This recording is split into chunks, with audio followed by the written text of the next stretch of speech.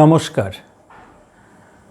কবিগুরু রবীন্দ্রনাথ ঠাকুরের ১৬৫তম জন্মবার্ষিকী উপলক্ষে আমার এ ক্ষুদ্র শ্রদ্ধাঞ্জলি।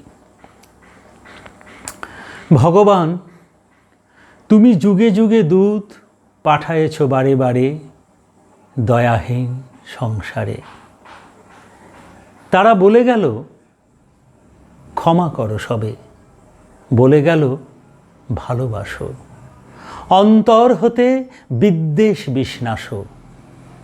বরণীয় তারা, স্মরণীয় তারা, তবুও বাহির দ্বারে আজি দুর্দিনে ফিরানো তাদের ব্যর্থ নমস্কারে।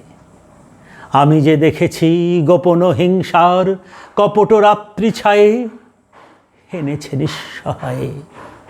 আমি যে দেখেছি প্রতিকারহীন শক্তের অপরাধে বিচারের বাণী নীরবে নিভৃতে কাঁদে।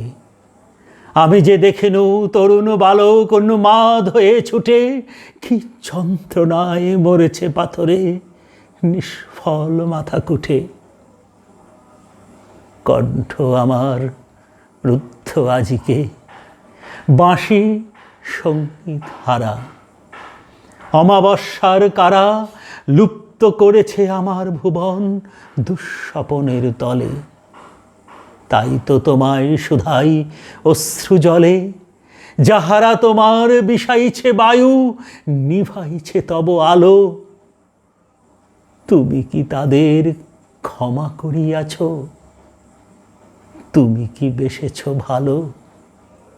নমস্কার।